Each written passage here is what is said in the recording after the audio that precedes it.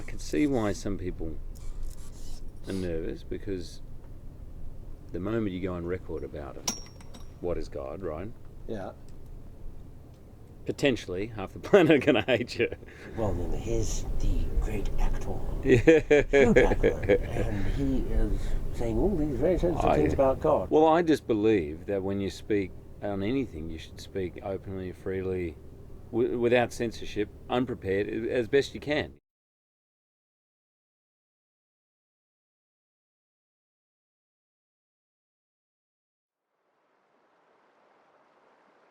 My name is Hugh Jackman, and we're here about an hour's drive out of a place called Kununurra, which is on the border of West Australia and Northern Territory. And this behind me, I believe, is the Ord River, but someone this morning told me maybe the Denham River. Regardless, I should be giving you the Aboriginal names for them, because they are the owners of the land here. But we're on a property that is called Carlton Hill, and Carlton Hill is in fact owned by the Packer family, even though the traditional owners are always with us on set. So that's geographically where we are, and I'm here shooting a film for Baz Luhrmann with Nicole Kidman called Australia. So here we are in the middle of it, the film and the country. I think it's probably the first time I've ever heard you speak with your own Australian accent, mate. Everything's been either, frightfully English, going forward in time. That's right. Yes, that's right. No, the first week I did on this film, which is called Australia, we were shooting in Sydney, and there were a bunch of extras, and this extra came up to me after about half an hour and said, "Oh, it's great to meet you. Are you enjoying being in Sydney?" I said, "Oh, it's been amazing." And he said, because it's a great city, and if you need some help finding things. I said, "Well, I kind of know." And then the bloke next to him was like going like this, because he obviously thought I was from America.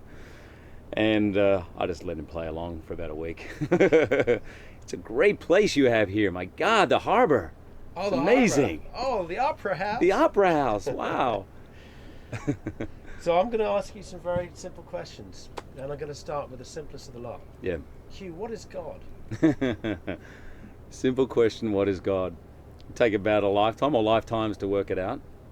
I suppose, what is God, for me, is my idea of consciousness. God is not a thing, something you can necessarily see. It is within everything and outside of everything. So I believe that God, the absolute, whatever you want to call it, the self, is unchanging, is therefore pretty much everything I'm seeing has an element of God, but you couldn't call it God because everything changes. You, me, where we're sitting, this river, this planet has a life cycle, birth, death. But my feeling about God is that it exists beyond that, beyond those laws of nature. It is somehow separate to the laws of time, matter, space. And that's about as close as I've come to any realization of what God is. So you don't see God as a bearded chap up in the sky telling us to be good, and if we don't, we'll go to hell, and if we are, we'll come to heaven. I don't see God as a bearded chap, although I used to for many years. I was brought up in a Church of England family, went to Sunday school. My father's quite religious. He wasn't until he was about 26, I believe, maybe 28, and he went to a Billy Graham crusade and was converted with my mum. My mum did the usual thing, which is after about 6 months started to wean off it a little bit. My father never did, and is incredibly religious and goes to church every week, and in fact has done almost sort of missionary work after he retired as an accountant. So I was brought up with a very strict Protestant view of what God is and our place next to God. And that consisted of some deity, a guy with a beard, telling us what to do, marking us on our behaviour, and hopefully granting us entrance into heaven. I think around about 14 or 15 was when I started to kind of, and I by the way, I fully bought it. I would say I was a born-again Christian. And I remember at the time, in fact, someone saying to me, you know, most of you who are here at church, by the time you're 21, 22, will fall away from this. And it's a sad fact, but very few will stay on that narrow path. And I remember thinking, there's no way I'll be one of those. There's no way. I'm not going to fall away. I'm not going to do that. I'm not going to be one of those. And I have. But funnily enough, I probably feel like the path to discovering why we're here, who we are, what it's all about, is truly a narrow path. I don't think many people follow it. But around 14 or 15 was when I thought, my father's idea and this church's idea of what God is just doesn't make sense. How can only 5% of the world be admitted into heaven under these laws? Why is it that they're largely wealthy white people are the only people sort of heading there? Why aren't the Buddhists going? That's what started me to question. That's where the questions. This just doesn't make logical sense to me. Why? There's too many questions unanswered, and every time you put forward, when I was 15, say, or 16, every time I put forward the question, it would either come back to me as, well, the Bible says, or have faith. You just have to have faith. And so around about that age, I thought, it's not good enough for me. The idea of just have faith. If I have a question, I should feel sated. I do believe there is an element of faith to life. There's an element of God is unexplainable. It is a concept that you can't put into words. I mean, it's, I think, a really interesting idea to make a documentary and ask people what they think what God is, because I don't believe you can actually explain it. I mean, throughout the history of man, I wouldn't say I'm an expert. I've read quite a bit of Joseph Campbell, and he was the one who kind of has disseminated all these myths from all these cultures from all time. And whilst there's similarities, they're all stories to try and explain the inexplicable, because we want to have some grasp of who we are and where we stand, but no one can actually say it because it's beyond words. It's an experience. God is an experience.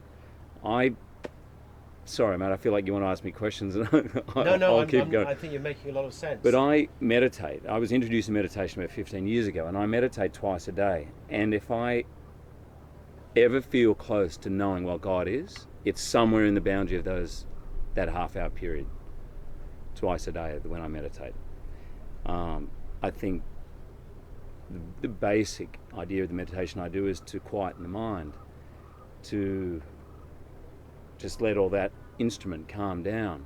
And I sometimes have experiences where I feel a little out of body, a little time. Ideas of Hugh Jackman as a father, as an actor, all those roles we play just seem to melt away. And somewhere in there is where I have some glimmer, some glimpse at what God is. And it's a feeling. And it's blissful. And it can go like that, and every minute you try and grab onto it, it's gone. We're householders, right? You're a householder, I'm a householder. We're not people who are born to sit up on the top of a mountain and meditate. Some are, and they're incredibly powerful what they do. But you and I, basically, we have a job and we earn money to look after a family or whatever. We give to society in whichever way we can and contribute. It's what in Indian or Vedic terms they call the way of the householder. But twice a day, even as a householder, twice a day for half an hour, I can dip into what I call that gold, that the substance of what is God, and just bathe in it. It's a different experience every time, but I get glimpses of something that energizes me on such a deep level that I'm not sure exactly what I'd do without that form of prayer. It's a way to be in touch with who I really am.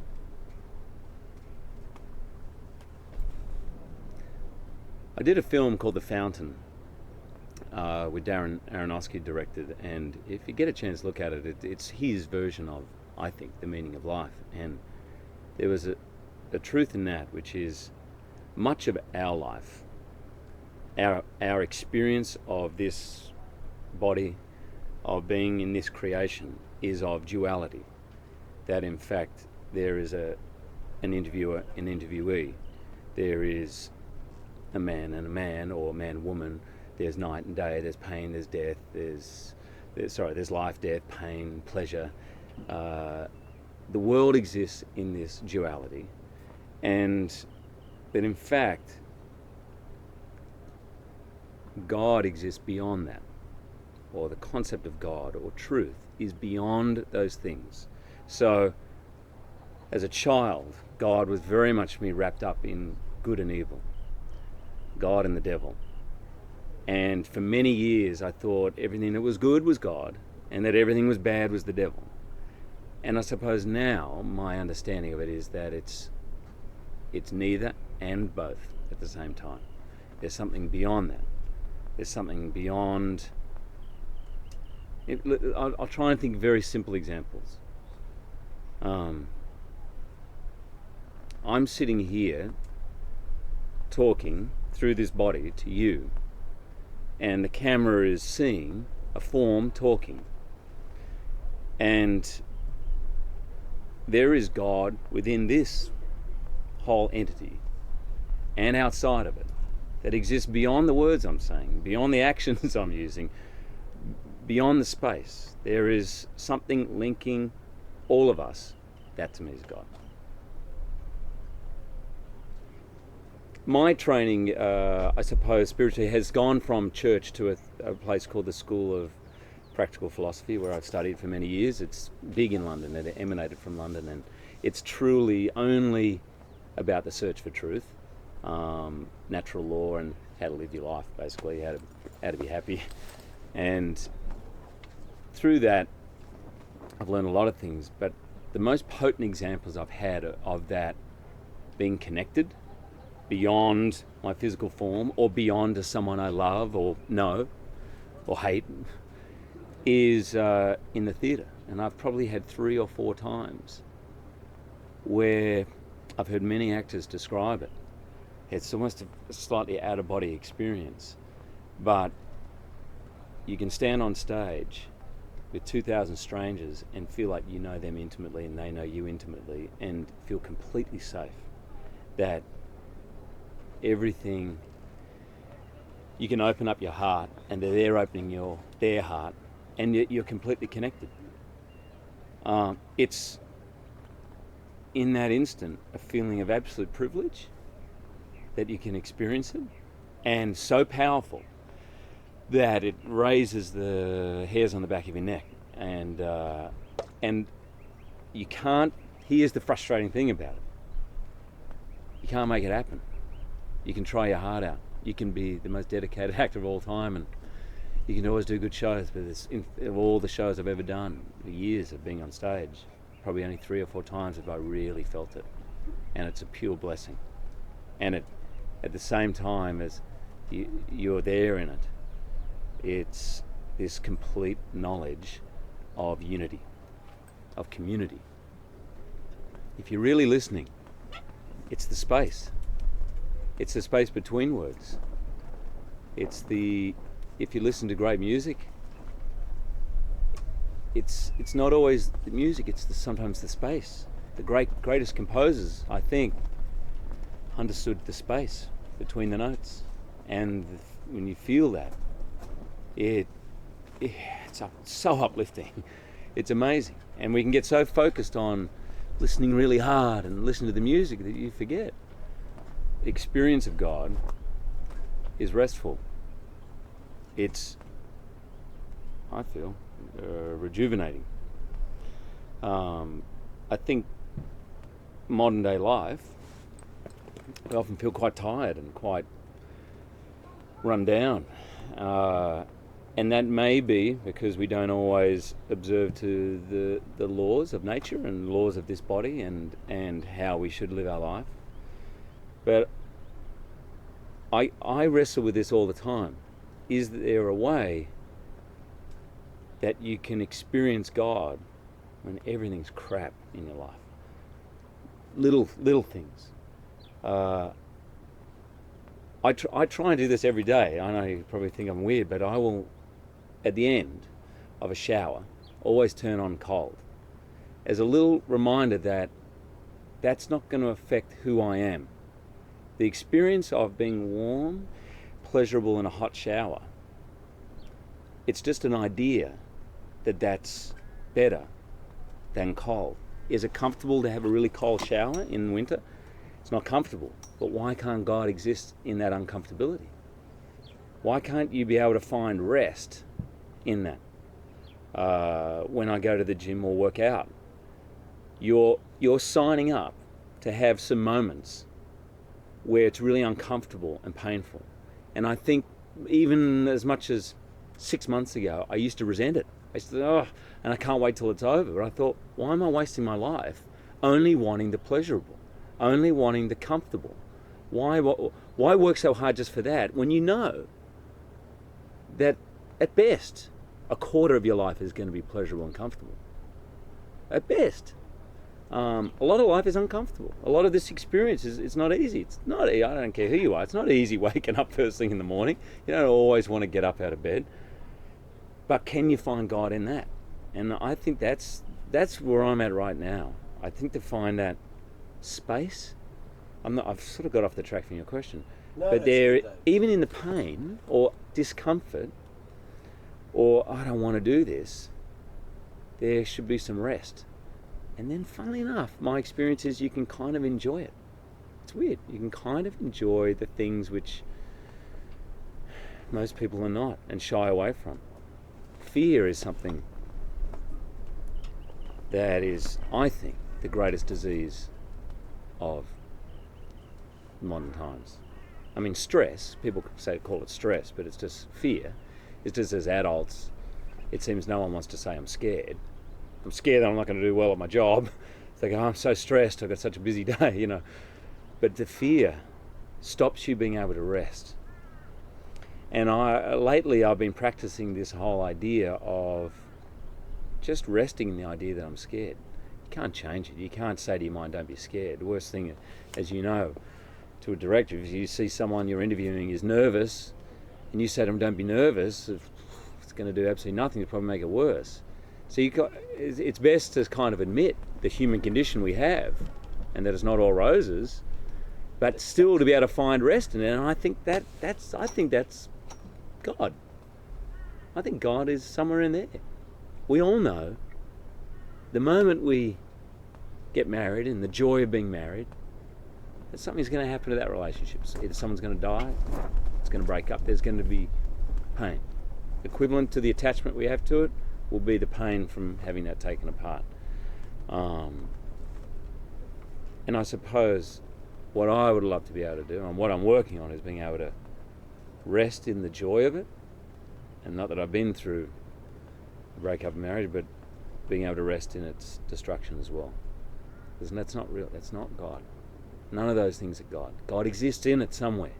And the only way to experience it, from my being on stage or anything like that, sex, anything, the only way to really experience it is to find some rest in it, find the space in it, and then everything enlarges. What happens when you die, Hugh, do you think? I've just been reading about it this morning. Oh, somebody knows? Somebody wrote a book about it? Yeah, it's called the Bhagavad Gita, and I was just reading it today.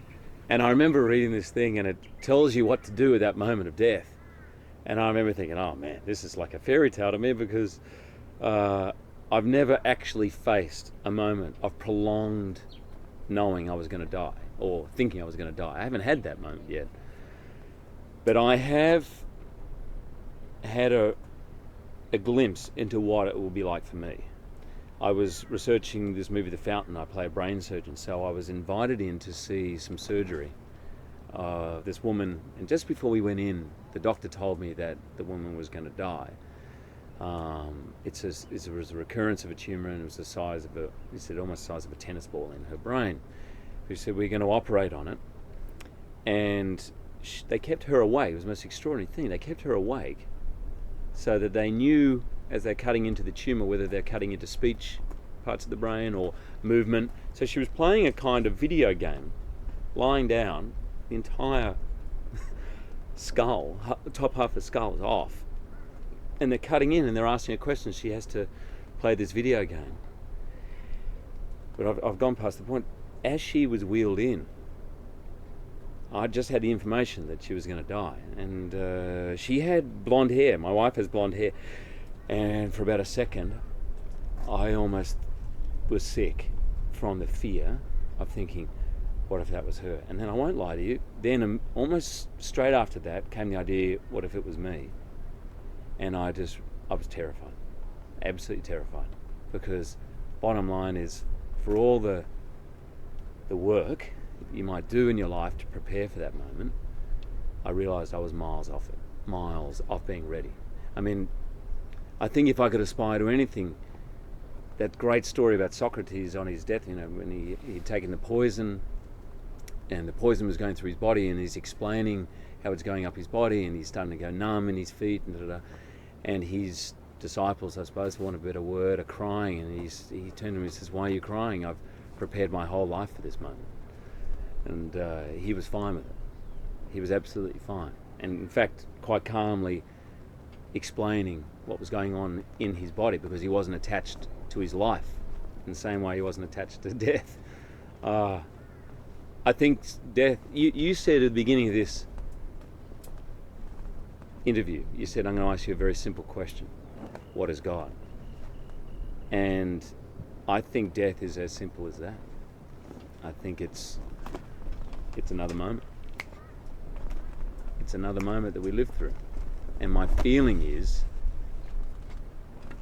whilst our attachment to the sensorial life, which is really our connection to this, it's really our only connection, real, to this creation, is what we perceive through the senses, that goes, that somehow the soul, or the God within you, kind of carries on. I don't know, maybe takes, I've read lots of different things. You go into some kind of waiting area, you take on another body.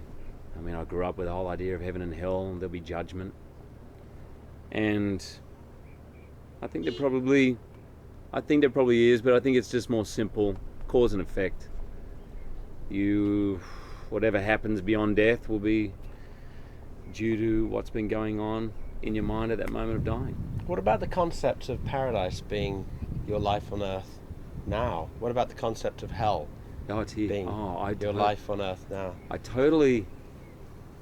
The revelation to me from the film I did, The Fountain, and I'd urge you to speak to Darren Aronofsky, because he's an incredibly smart man and incredibly artistic.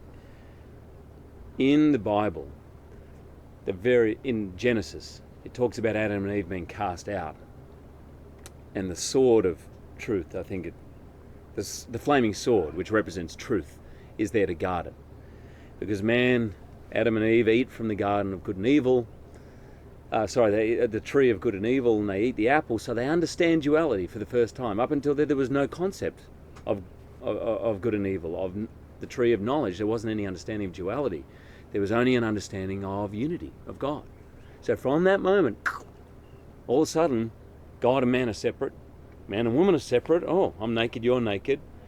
And I think that's where we are. And I think it may all sound too neat, but I truly believe there is a way to find the Garden of Eden here, in this life, wherever you are. You don't have to go to the top of a mountain to do it.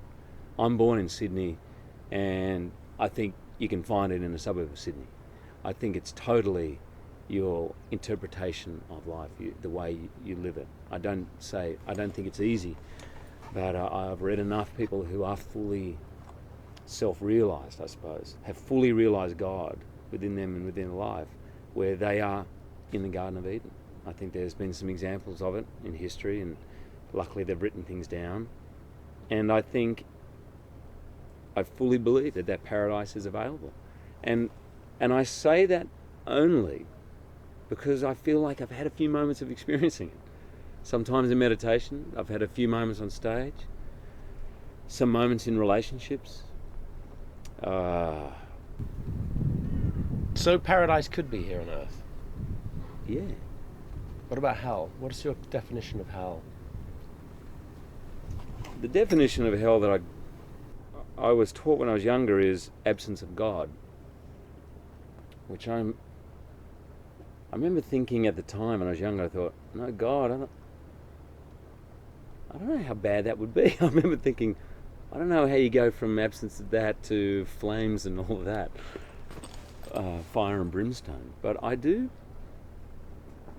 now. I don't think you can be absent from God, because God isn't everything. But I do think that you can get so far away from the laws of nature,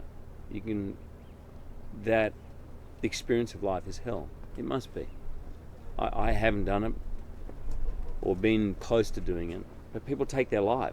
I think they must be in hell, for there to be no other option than to end it, for it to be unbearable to that point. Then I believe that hell must exist.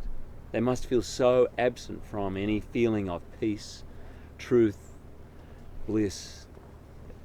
Not only that they don't experience it now, but that they never will, that they end their life. There must be hell on earth. That must be the definition of hell. The mistake, I think, is to confuse heaven with sensorial pleasure. And I think most of our day, for a lot of people, and me included, is preoccupied with sensorially being happy, feeling good, working hard enough to have the things to enjoy, feeling comfortable in relationships, always everything happy and good. But I don't believe that is heaven on earth. My feeling of heaven on earth is always realizing that we are by nature truth, consciousness and bliss.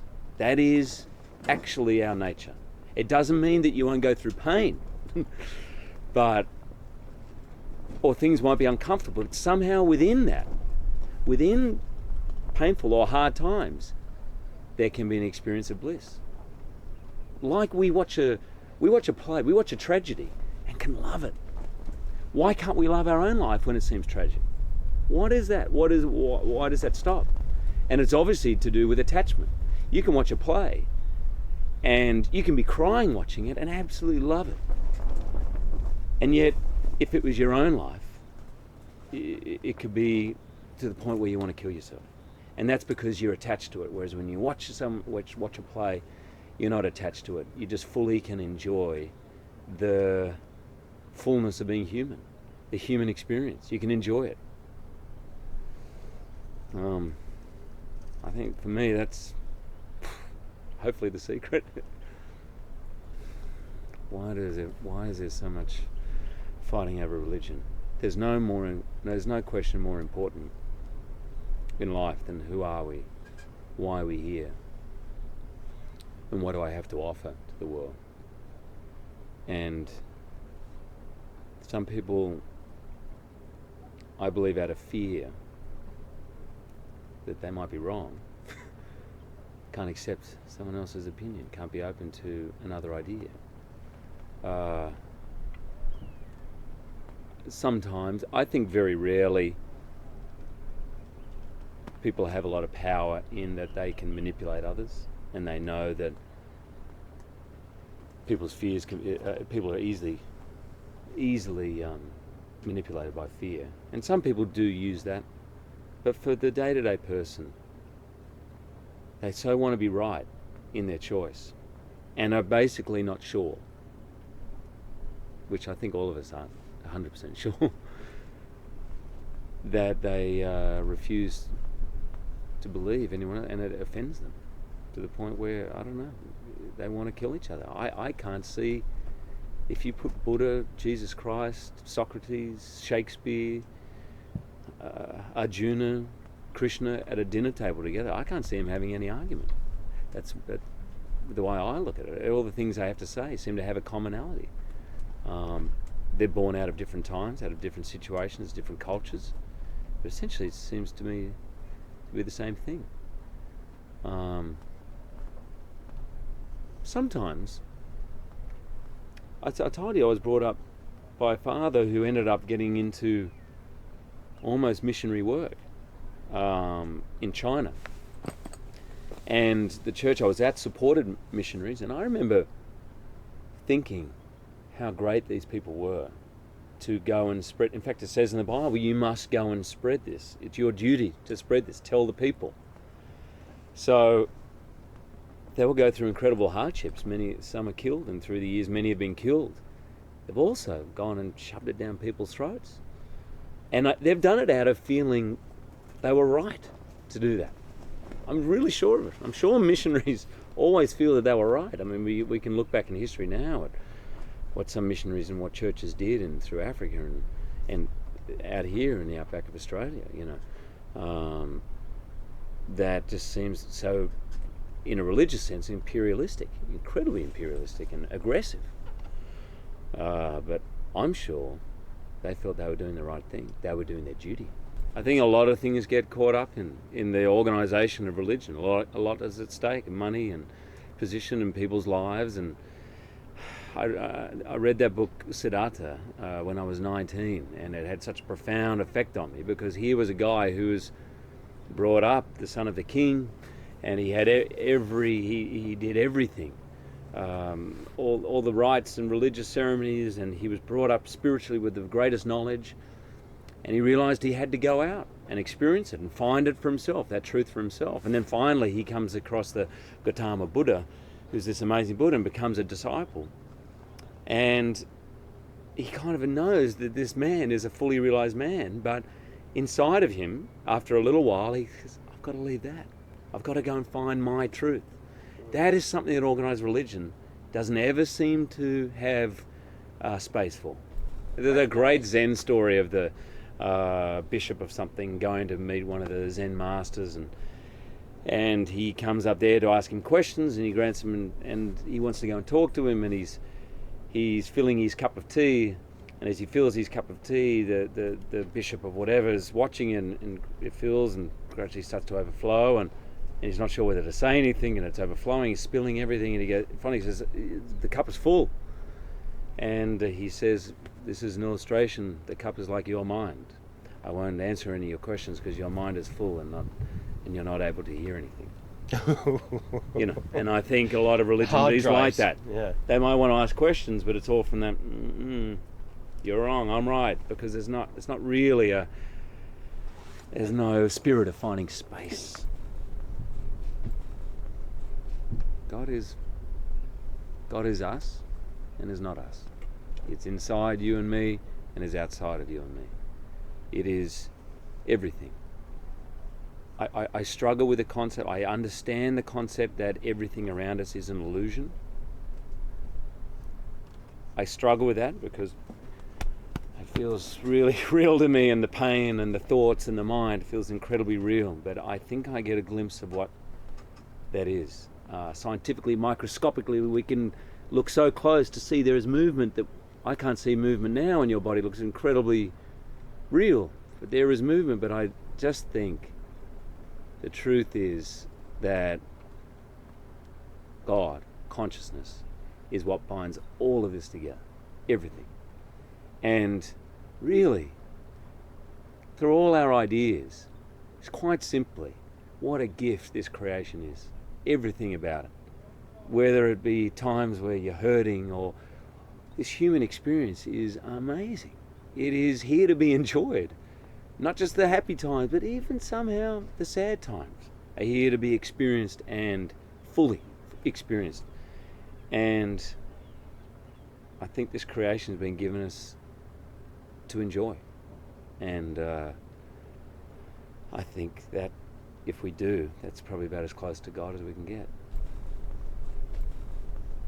I mean, I'm fascinated at the end of this to see what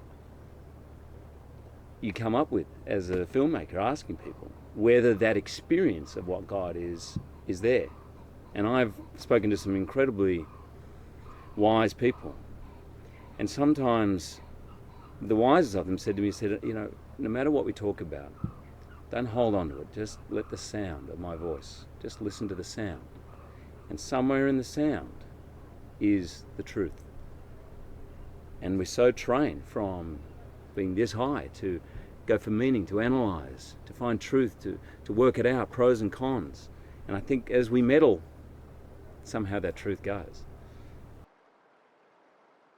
Oh my God. What a place to ask these questions too. The Aboriginal people, I've read a lot and I'm speaking to them, and they see what they call the magic. They see it in everything. They see the magic.